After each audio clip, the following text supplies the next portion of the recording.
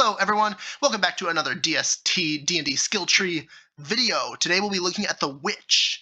If you don't know what this is, it's a leveled up version of leveling up for D&D that I created. It has a ton of different classes in it, and the basic premise is that instead of leveling up in a very linear manner that D&D uses, it causes you to get these skill trees for every single class you can pick, and as you level up, instead of just picking whatever you get from that level, you'll be able to customize your class in a variety of different manners. If you think this sounds cool and would like to learn more, you can check the link in the description where I have a video explaining how the whole system works. But if you already know how the system works, or you just like to watch how the Witch works, we'll get into it right after one more thing I have to bring up. The votes last week for which class I will cover next ended in a tie between the Witch and the Investigator. So I'll be doing the Witch today, and in 2 days I'll be posting the Investigator. So there'll be no votes on the Witch today, but in 2 days when I post the Investigator, that's where the votes for the next class will be. So I'm just doing both of them since there was a tie vote. All that being said, I've got nothing else to talk about, so let's hop right into the Witch. Starting us off, when you start in Witch, you will be given a d6 hit dice. Intelligence is your major stat, and Wisdom will be your spell stat, which means you'll be casting spells with using Wisdom if you start in Witch. And you get your starting benefits of 6 plus your Constitution modifier in hit points, 1 hit dice, proficiency in light armor, simple weapons, and then you get to choose 1 set of tools, charisma and dexterity, and wisdom saving throws. That's 3 different saving throws, notably, witches actually have a really nice plethora of saving throw proficiencies. And they get to choose 2 from Arcana, Deception, History, Intimidation, Investigation, Nature, and Religion. And then they also get the +1 caster that many casters get from starting benefits. Notably, the Witches actually have a lot of interesting starting benefits. Not only do they have an extra saving throw proficiency, which very few classes get, but they also get the +1 caster on a character that doesn't get regular caster progression. Very similar to Warlocks and Paladins, these guys get short rest refreshing spell slots that will go up in level as you go, although their spell slots work differently than the Paladin, but similar to the Warlock. Now, basically, this is balanced by the fact that they are a D6 character. You can't get any of these starting benefits without starting Witch, and if you start Witch, you'll have a D6 hit dice. So keep that in mind. But if you don't want to start Witch, or if you are taking Witch as your starting caster, either way, you'll also pick up the Familiar Magic feature, which says that you gain access to the Warlock spell list, learn 2 cantrips, and gain 2 first-level spell slots. These will refresh on a short rest, just like Warlocks would. And you'll gain more of these slots when you get a +1 gifted slot feature.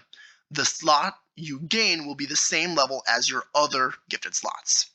When you gain a +1 gift level feature, all your gift slots will gain a level. So if you have all first level gift slots and then you gain a +1 gift level, all your gifted slots will go up to second level, just like Warlocks would. You are a spontaneous caster and will gain 4 known spells from any list you have access to, which of course would be the Warlock spell list unless you have access to another one from a different class in some other manner. All that to be said, the Witch is very much half of the Warlock. The Warlock had so many features in it in the original D&D that when I converted it to the system, I really had to kind of split it in half. So the Witch is one half of the Warlock, and the Warlock is the other half. And so if you want to play a Warlock that really feels like the old D&D Warlock, you'd probably want to take Warlock and then Witch as your subclass, because Witch has a Wisdom spell stat, but Warlock has the typical Charisma one. In fact, it's right up here, so I can just look at it. As you can see, Warlock has the typical Charisma one, and then has a D8 hit dice just like a regular Warlock does. But we're not talking about Warlock, we're talking about Witch. So continuing on, there is 2 different paths in front of us, but they reconvene down the middle, and then there's obviously these 2 offshoots of these main features. We'll be taking Bonded Familiar next. This says that you have a familiar who is granting you these powers. This familiar is small in size, has a flying or walking speed of 30 feet, an AC equal to your wisdom score, and a hit points equal to your nodes in Witch, plus your intelligence modifier. So right now it would have basically 2 hit points plus whatever intelligence modifier you have. You can cast spells from your familiar's position instead of your own, and your familiar can move whenever you move. It can be up to 60 feet away from you, any further, and it will immediately teleport to be within 5 feet of you. If your familiar dies while in combat, you can no longer regenerate gifted spell slots on a short rest. But upon completing a long rest, you will get your spell slots back and your familiar will revive themselves as well. So technically, Bonded Familiar is a nerf because you can technically, if it dies in combat, lose your capabilities to casting spells. But it's probably more of a buff than a nerf given how many things that you get out of it.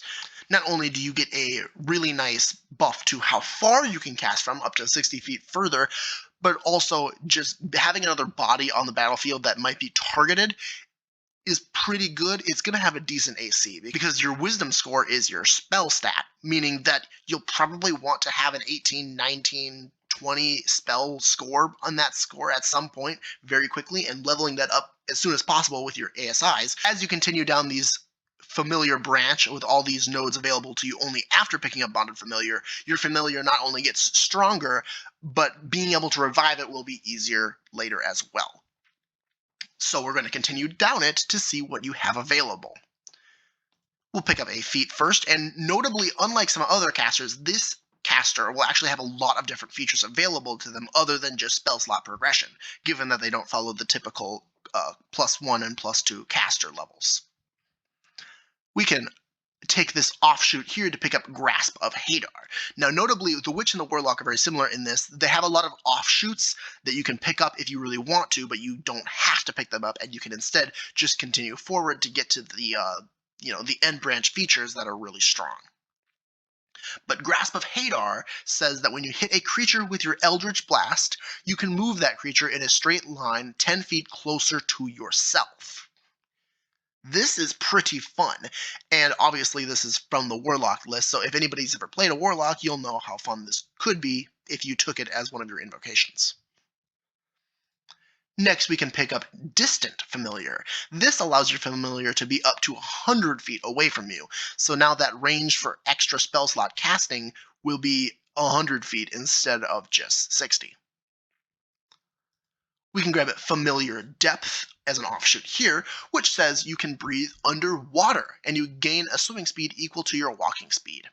You can also cast water breathing without expending a spell slot, and you regain the ability to do this when you finish a long rest. So basically, once per day, water breathing for your whole party, and you just always have water breathing and have a swim speed. Next, we'll get one of these gift level features. So now all of your first level spell slots are instead second level spell slots. Now, notably, the Warlock gets a lot higher progression for how strong your spell slots can be, but the Witch gets more of them. And you'll see that as we continue this class through, but there's a bit of a difference between the spell slot progression of the Warlock and the Witch, but in general, it's very similar. Next, we've got a little split path here, and we can pick up Familiar Talisman, which says that when a creature within 30 feet of your familiar fails an ability check, they can add a d4 to the roll, potentially turning the roll into a success. This benefit can be used a number of times equal to your proficiency bonus, and all expended uses are restored when you finish a long rest. This is basically the talisman feature from the Warlock, and it's pretty good. I mean, it's basically like on-demand Bless when you most need it. Notably, also can stack with Bless for 2d4 if you have it blessed in some other manner, which is pretty cool. Familiar Gift says that when you regain hit points while your familiar is within 100 feet of you, treat any dice rolled to determine those hit points you regain as having rolled the maximum value for you. So this is a huge buff to how much health you'll be gaining, and really makes that d6 hit dice feel a lot less scary, because anytime you get healed, you'll be getting healed more than any other character. Next, I'm going to take this offshoot over here to pick up another +2 spells known. Notably, the Witch actually has a hard time getting more spells known. That's one of the weakest parts of the class in general, is the limit on how many spells you can learn on this thing, which means that your first 4 spells you pick up, some of them might have to be higher level spells that you won't be casting for a while. or you'll have to take a different class as your subclass that gives you more spells known or spells prepared. Next, we can pick up a +1 gifted slot, so now we'll have 3 spell slots that are all level 2. And we can pick up Reborn Familiar next, which says that once per long rest, you can perform a 1-minute ritual to revive your fallen familiar. There's that feature I was talking about earlier where I said that the familiar will actually be able to be brought back in ways other than just long resting, which means once per day, if your familiar ends up dying, you can still bring it back. Then we can pick up Visions of Distant Realms, which says that you can cast Arcane Eye at will without expending a spell slot. A little bit more niche, but again, this is one of those Warlock invocations, which I think they actually removed in the new version of D&D, and that was one of the reasons that I wanted to make this system in general, is because I really hated how many of the invocations got removed from the Warlock list. Because Warlocks, I mean, they're super cool, and I hated the fact that they basically nerfed them into the ground. Okay, they didn't nerf them into the ground. They nerfed their options into the ground. They made them more linear, and I don't like linear things. Next, we'll get a proficiency bonus increase, a +1 gifted slot. So that's, again, now we have 4 spell slots that are all 2nd level, refreshing on a short rest. And then we can grab Hark Familiar, which says that when a creature hits your familiar with an attack, you can use your reaction to deal psychic damage to the attacker equal to the amount of damage that would have dealt to the familiar. Your familiar then takes half damage. So not only is this a nice way to keep your familiar alive from an attack, but it's a way to dish out a little bit of extra damage in the process. After that, we can pick up a +1 gifted slot, which again, that's going to bring our spell slot all the way up to 5. They're all only 2nd levels right now, but you have 5 of them. And then you can pick up Ghostly Gaze, which says that as an action, you gain the ability to see through solid objects in a range of 30 feet. Within that range, you have dark vision if you don't already have it. This special sight lasts for 1 minute or until your concentration ends, as if you were concentrating on a spell. During that time, you perceive objects as ghostly transparent images, and once you use this ability, you can't use it again until you finish a short or long rest. A bit of an interesting one. It might have some niche capabilities, but overall, I would say that it's a fun one if you have a very roleplay heavy campaign. In combat, it's not going to be very useful. Now we can start moving down this right path, picking up Hexing Voice. And this is where we start looking at the hex side of the witch, as the witch really has 2 different features. It's got its familiar, which helps it with its spell casting, and its hexes, which are going to help it in a variety of other ways with controlling the battlefield. Hexing Voice says that you can use your action to expend a spell slot and place a hex on any creature within 30 feet of you. Any creature can have only 1 hex on them at any given time, and all hexes will last up to 1 minute. For now, you have access to Grinding Hex, which says that when a target of this hex is damaged by you, it will take additional damage equal to your proficiency bonus, which is pretty nice. So basically, as long as you expend a spell slot, it doesn't matter what spell slot you expend, you just need to expend 1 of them, you can then put this hex on somebody. There is no there's a range limit of 30 feet, but then other than that, there is no limit and there is no saving throw. It just is put on the creature. Now, notably, this works really well if you start in Witch, because you get a +1 caster, which is going to give you those extra spell slots that are just 1st level that you can chuck into things, which is nice. Next, we'll pick up an ability score improvement. We haven't seen any of these yet, and that is again because the Witch is a caster that gets a lot of other features in place of these ability score improvements and feats. You only will gain a ability score improvement and 2 feats in this entire class. So if you want better stats, you're probably going to want to take a different caster or some other class that can give you those better stats as your subclass. We can take this offshoot next to get Eyes of the Runekeeper. Eyes of the Runekeeper says that you can read all writing, which is super nice for, roleplay heavy campaigns. But we can move next into Hexing Hits. This one says that whenever one of your Eldritch Blasts hits a target, you can expend a spell slot to hex them with any hex you have access to. So this expands your range at which you can hex things as long as you took Eldritch Blast as one of your cantrips. Next, we can pick up a +1 gift level, so now all 5 of those spell slots are 3rd level. Next, we can pick up one with the shadows, which says when you are in an area of dim light or darkness, you can use your action to become invisible until you move or take an action or reaction. This is, again, a really nice, effective, free invisibility spell as long as you're not moving. It can come in super handy with, sneaking around and trying to, invade into some, castle or something. Maybe you're on a mission to try to steal something. Super useful. And Maddening Hex over here says that you may use this hex when you hex a target, and a creature affected by this hex is unable to see or sense your presence in any way. Even True Sight cannot pierce this veil. Super cool, especially if you're in a boss battle type encounter. The boss can still target your familiar because that's not invisible, but you are unperceivable to them. So unless they're shooting out a bunch of area attacks that you're next to your friends, you could basically just sneak away even if your entire party dies, because as long as this hex is on them, they can't perceive you in any manner. Next up is Relentless Hex. This says that as a bonus action, you can magically teleport up to 30 feet to an unoccupied space that you can see within 5 feet of the target cursed by one of your hexes. To teleport in this way, you must be able to see the cursed target. If you haven't noticed by now, the hexing side of the Witch takes a lot of the features from the Hexblade Warlock, but only the hexing part of the Hexblade Warlock. The blade part is on the Warlock list. So if you wanted to make a true Hexblade Warlock, you'd want to take Warlock as your main class, Witch as your subclass, and then take a bunch of these hexing features and the blade features from the Warlock list. But again, we'll talk about Warlock when we actually have that win on one of the votes. Next, we can pick up Hex of Cursing. This says that you may use this hex when you hex a target, and the creature affected by this hex can be critically hit by you on a 19 or 20.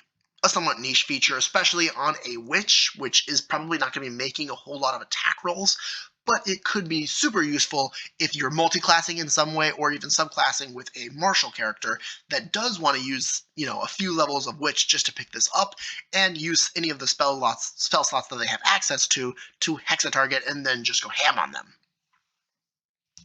Next up, we can pick up Hex of Protecting, which says that you may use this hex when you hex a target, and if the target cursed by this hex hits you with an attack roll, you roll a d6, and on a 4 or higher, the attack instead misses you, regardless of its roll. So this is another feature that can really help that witch stay alive. Next, we will pick up Hex of the Third Omen. This says that you may use this hex when you hex a target, and the creature affected by this hex has disadvantage on saving throws against your spells. This one is the hex that you're going to be wanting to use if you're going a spellcaster, like a spell slinger type witch.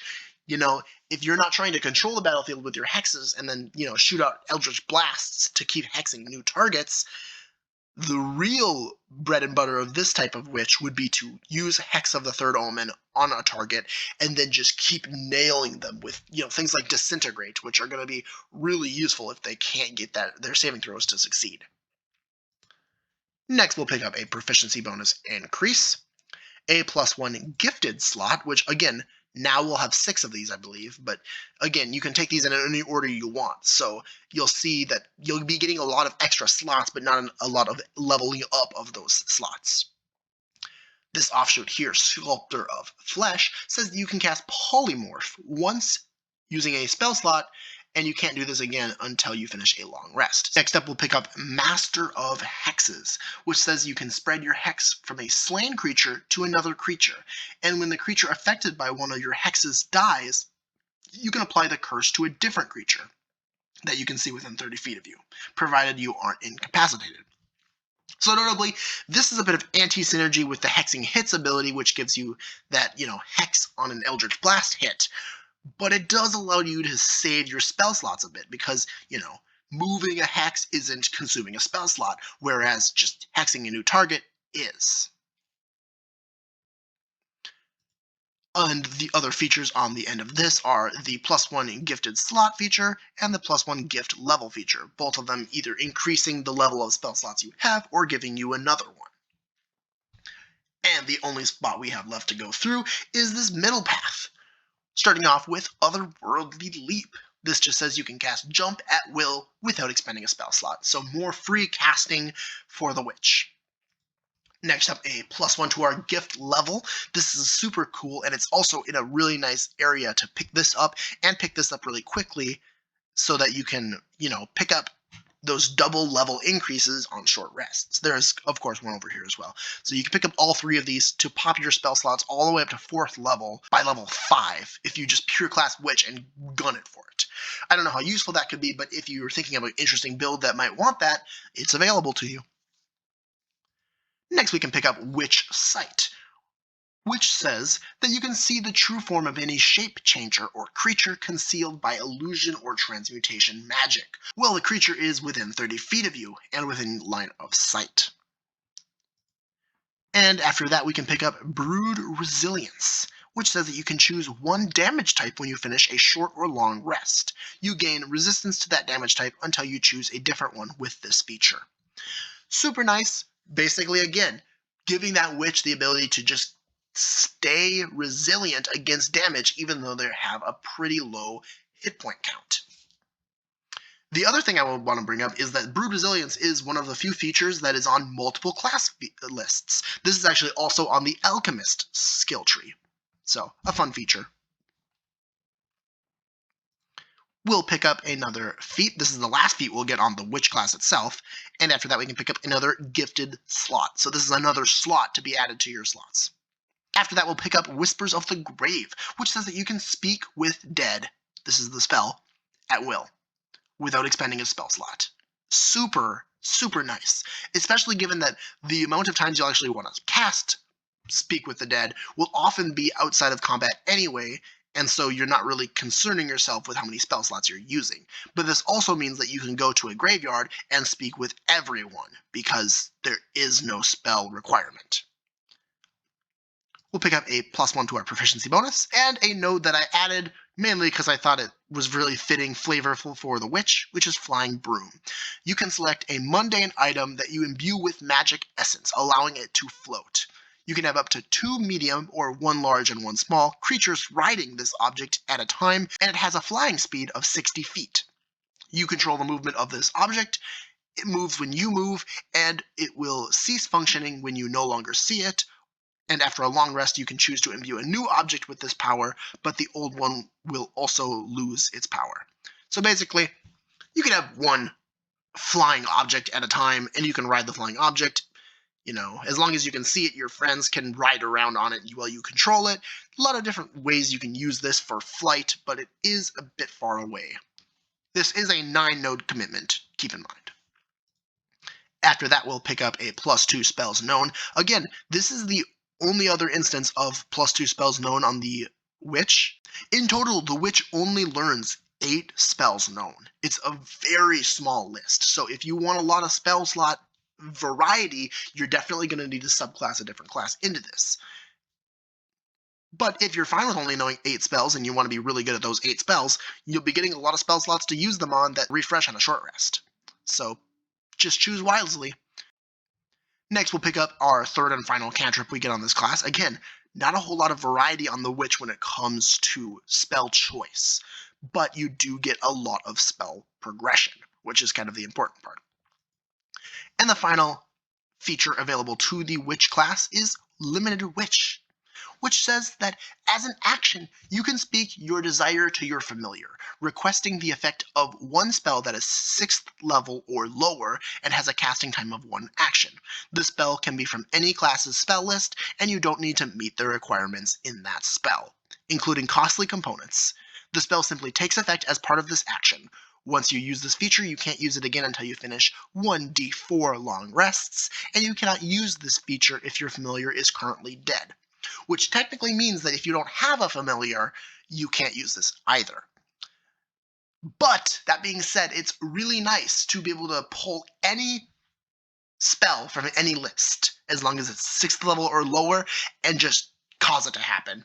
This is a crazy useful feature and is locked behind, obviously, this, 11 node commitment, but it's super nice. And it really shows how the witch can, yeah, be a variety caster even when it only gets 8 spells known, because this is any spell.